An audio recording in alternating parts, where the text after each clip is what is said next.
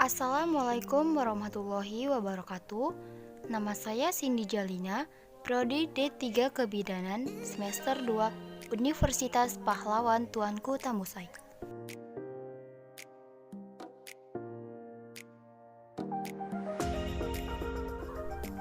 Sebelum kita lanjut ke materi, sebelumnya saya ingin menceritakan pengalaman saya selama berkuliah di Universitas Pahlawan Tuanku Tamusai. Berikut ini pengalaman saya. Selama saya kuliah di D3 Kebidanan, selain merasa senang mempunyai teman baru, saya juga sangat senang melakukan praktek di D3 Kebidanan. Selain praktek di kampus, D3 Kebidanan juga melakukan praktek di berbagai tempat lainnya, seperti di rumah sakit dan bahkan di rumah bidan. Jadi, untuk adik-adik yang ingin berkuliah kebidanan, khususnya D3 Kebidanan, kenapa harus jauh-jauh? Karena di Universitas Pahlawan Tuanku Tambusai tak kalah bagusnya dengan universitas lainnya, dengan fasilitas yang memadai dan UKT yang lebih murah pastinya.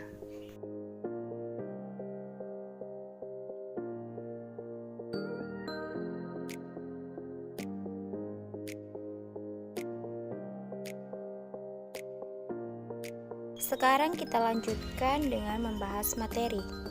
Materi yang saya bawakan kali ini mengenai perubahan adaptasi dan fisiologi pada saat kehamilan pada sistem perkemihan. Tujuan video ini dibuat yaitu untuk memenuhi salah satu mata kuliah perkemihan dengan dosen pengampu Afia SSTM KM.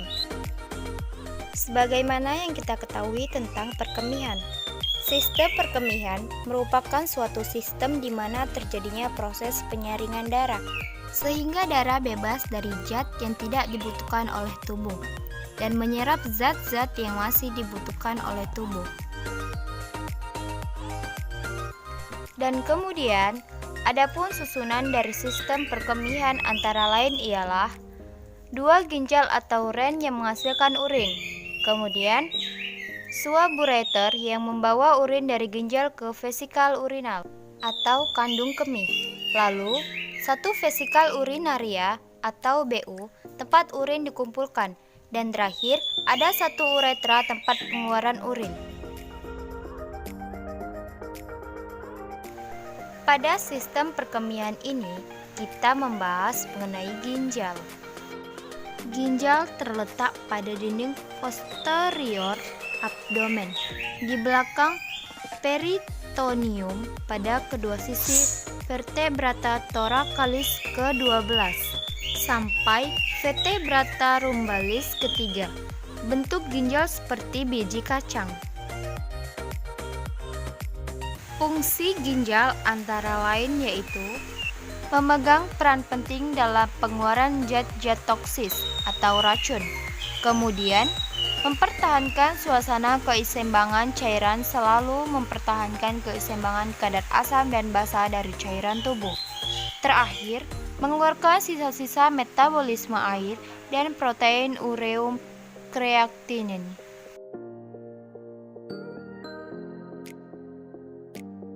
Kemudian, kita membahas tentang struktur pada ginjal.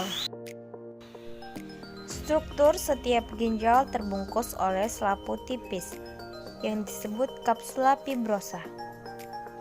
Terdapat korteks renalis di bagian luar yang berwarna coklat gelap dan medula renalis di bagian dalam yang berwarna coklat lebih terang dibanding korteks. Lalu, struktur pada ginjal ada pula yang bernama helium. Helium adalah pinggir media ginjal yang berbentuk konkav sebagai pintu masuknya pembuluh darah, pembuluh limfe, ureter, dan nervous.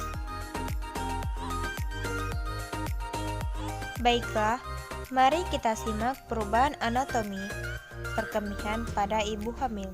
Trimester 1. Pada bulan-bulan pertama kehamilan, kandung kencing tertekan sehingga sering timbul kencing. Pada kehamilan normal, fungsi ginjal cukup banyak berubah. Laju filtrasi glomerulus dan aliran plasma ginjal meningkat pada awal kehamilan. Ginjal wanita harus mengakomodasi tuntunan metabolisme dan sirkulasi ibu yang meningkat, dan juga mengekresi produk sampah janin. Ginjal pada saat kehamilan sedikit bertambah besar, panjang bertambah 1–1,5 cm.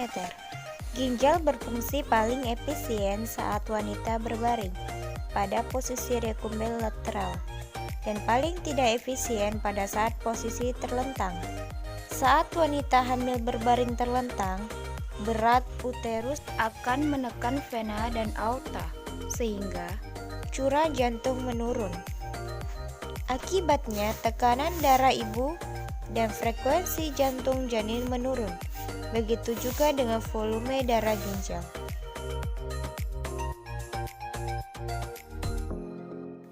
Trimester 2. Kandung kecing tertekan oleh uterus yang membesar mulai berkurang. Pada saat itu, pembesaran uterus menekan kandung kemih, menimbulkan rasa ingin berkemih, walaupun kandung kemihnya hanya berisi sedikit urin. Trimester 3. Pada akhir kehamilan, bila kepala janin mulai turun ke pintu atas panggul, keluhan sering kencing akan timbul lagi, karena kandung kencing akan mulai tertekan kembali. Pada kehamilan tahap lanjut, pelvis ginjal kanan dan ureter lebih berdilitasi daripada file kiri akibat pergeseran terus yang berat ke kanan akibat terdapat kolom rektosigmoid di sebelah kiri. Perubahan-perubahan ini membuat pelvis dan ureter mampu menampung urin dalam volume yang lebih besar dan juga memperlambat laju aliran urin. Adapun kelainan-kelainan sistem perkemihan pada ibu hamil, yaitu retensi akut dan traktus urinarius. Faktor-faktor invensi perkemihan antara lain pengaruh yang mana peristatik pada ureter menjadi terhambat.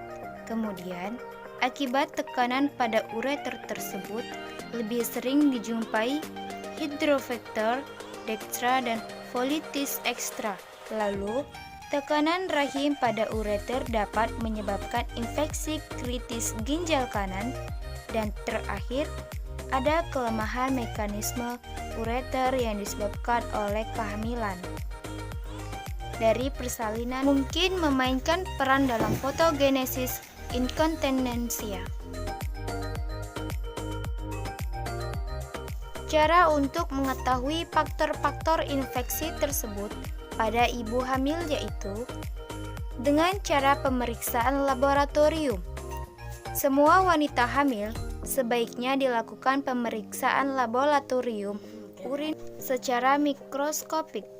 Dampak peningkatan jumlah leukosit, sejumlah eritosit, bakteri, dan epesimen urin. Gejala dan tanda penting yang harus diperhatikan yaitu pyelonefritis akuta yang ditandai dengan gejala demam, menggigil, mual, muntah, nyeri pada daerah pinggang, kemudian sering disertai mual, muntah, dan anoreksia. Terakhir, kadang-kadang sering diare.